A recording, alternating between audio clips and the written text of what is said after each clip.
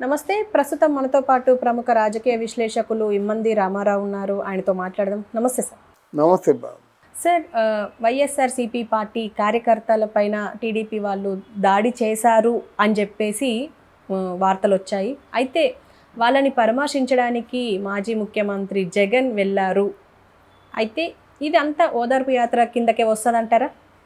ఓదార్పు యాత్ర is different అమ్మా. ఓదార్పు యాత్ర అంటే గవర్నమెంట్కి ఈయన ఓ పిటిషన్ ఇవ్వాలి, గవర్నమెంటు పెర్మిషన్ ఇవ్వాలి, పోలీసు శాఖ కూడా పెర్మిషన్ ఇవ్వాలి. అంటే వాళ్ళకి మెన్ను సప్లై చేయాలి కదా. నాకు తెలిసి ఇక ముందు జగన్కి ఓదార్పు యాత్ర అన్నది నై, అంతే. అవకాశం లేదు.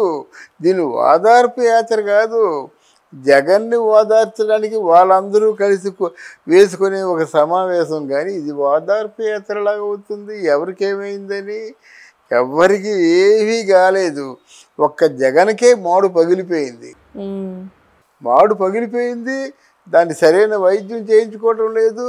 ఆ తలచెక్క పనులు చేస్తున్నాడు. అందులో ఒక పని ఇక్కడ విజయవాడలో కార్యకర్తల్ని కలవడం. ఆంధ్రప్రదేశ్కి గుడ్డికాయ విజయవాడ.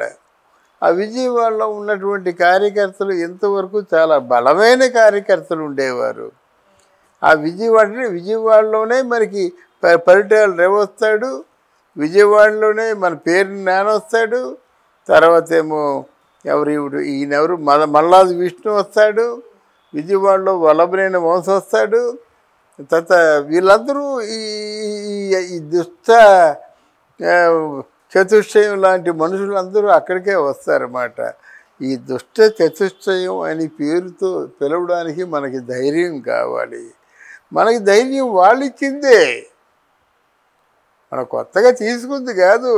కొడాలి నాన్న చేసిన పనులన్నీ కోడి పందాలు, గంజాయి, సారాయి, క్యాజినో, దీన్నేమంటారండి? దుష్టుడు అంటారు అన్నీ. ఇకపోయినట్టయితే వల్లభనేని వంశీ మొత్తం గన్నవరం అండి, మొత్తం అక్కడ విజయవాడలో ఉన్నటువంటి భూములన్నింటినీ కబ్జా చేశాడు. బయటికి చెప్పకుండా వ్యాపారాలు చేశాడు. మరి ఆయన దుష్టుడు కదా. మల్లాది విష్ణు దగ్గర అది కల్తీ మందు తాగి కొంతమంది చచ్చిపోయారు. ఒకనొకప్పుడు వాళ్ళు లేపేస్తారనుకున్నారు మల్లాది విష్ణు. ఇంకెవరున్నారు ఇక్కడ? మన పేరుని నాని, ఆయన ఒకడు వస్తాడు. వీళ్ళందరి ఉన్నటువంటి వేదిక మీద, వీళ్ళందరి అనుచరగణం ఉన్న వేదిక మీద మనం వైసీపీ వాళ్ళం ఎక్కడ తగ్గొద్దు. తెలుగుదేశాన్ని నామరూపాలు లేకుండా మొట్టు వేద్దాం. తెలుగుదేశంలో ఎవరు ఏ పని చేసినప్పటికి కూడా రెండో రోజు వార్తల్లో మీరు వచ్చేయాలి, రెండో రోజు మీరు ఖండించాలి. మీ జీవితాలకు వచ్చినటువంటి భయం లేదు, మీ జీవితాలు నేనున్నాను. అంటే మనిషికి 100 కోట్లు ఇచ్చినా సరే ఆయనకి అఫ్ట్రాల మాట. ఈ ప్రధాన వక్తలందరూ అక్కడే కలుస్తున్నారు. అర్థమైందా? ఇప్పుడు కొడాలి నాని కలిసినా, పేరుని నాని కలిసినా, వల్లభనేని వంశీ కలిసినా వీళ్ళందరూ అక్కడే కలుస్తున్నారు. ప్రధాన వక్తలందరూ వాళ్ళని సమన్వయపరిచి మీటింగ్ వేయడానికి వెళ్తున్నాడు. దాడి ఎవరు మీద చేస్తారండి? ఒక్కసారి మమ్మల్ని వీళ్ళు దాడి చేశారని రుజువులతో సహా ఇవ్వమని చెప్పండి. అంటే సీసీ ఫుటేజ్ ఉన్నాయంటున్నారు సార్, అది నిజం కాదంటారా? ఉన్నాయి అనడం వేరమ్మా. 36 హత్యలు జరిగాయి రాజధానిలో చెప్పాడు. చూపించమని చెప్పండి. ఒక హత్య తప్ప, అది వాళ్ళలో వాళ్ళు పొడుచుకున్నది తప్ప, టీడీపీ వాళ్ళు దాడి చేసి మనుషుల్ని చంపారన్నది చూపించండి. మనం పబ్లిక్గా చీల్చి చెండాడుదాం మనం. రైట్, అవును.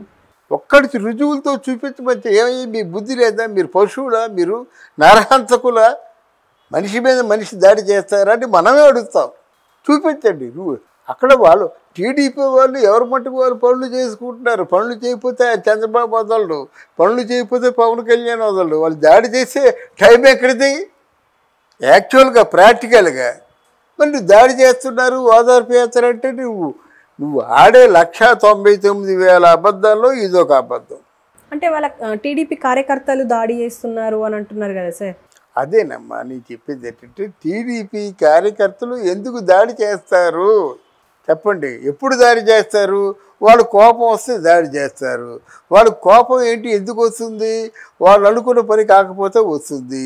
వాళ్ళు అనుకున్న పని కాలేదంటే వాళ్ళు పరిపాలనలో ఉన్న వాళ్ళు ఆపోజిట్ వర్గంలో ఉంటే కాదు కానీ వాళ్ళ పార్టీ, వాళ్ళ రాజ్యం, వాళ్ళ మనుషులు, వాళ్ళ ఎమ్మెల్యేలు, వాళ్ళ మంత్రులు వాళ్ళు వీడి మీద దాడి చేస్తారు. వీళ్ళేం అప్పుడు అడ్డగలరా? పోనీ ఓ దారి చేశారంటే ఒక పర్థం ఉందా? వీళ్ళు ఏమైనా అడ్డగలరా? ప్రభుత్వం వాళ్ళది, పోలీసు బలగాలు వాళ్ళి, దాడి ఎందుకు చేయాలి? వాళ్ళ తాలూకు లాభాలను కానీ వాళ్ళ తాలూకు జీవితాలను కానీ వీళ్ళేమి దానికి ఏమో ఆటంకం కల్పిస్తున్నారా? ఆటంకం కల్పించడానికి ఏమో ఇది వైఎస్ఆర్ ప్రభుత్వమా?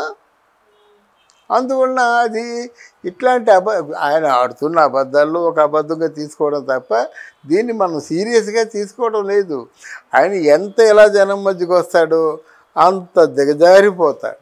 అంటే ఈ దాడులు కూడా వాళ్ళలో వాళ్ళు చేసుకొని బయటకి ఇలా ప్రచారం చేస్తున్నారు అనుకోవచ్చా?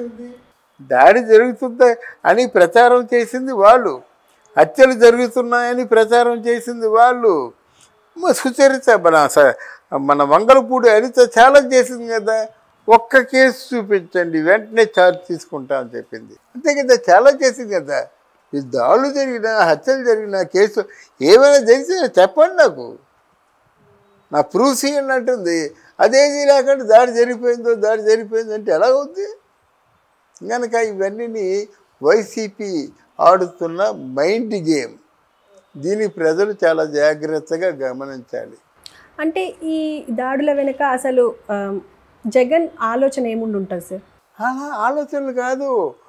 తెలుగుదేశం పార్టీ మా మీద కక్ష కట్టి మనుషుల్ని, ప్రజల్ని, అమాయకుల్ని అన్యాయంగా చంపేస్తున్నారు, దౌర్జన్యంగా చంపేస్తున్నారు అని ఒక నింద వేయడానికి చేసే ప్రయత్నం. కానీ మనం ఈ పార్టీ కాదు కదా, పలానా వాడు నా మీద దాడి చేశారని మీరు ఇచ్చినట్టయితే 24 అవర్స్లో వాళ్ళకి వెంటనే యాక్షన్ ఉంటుంది.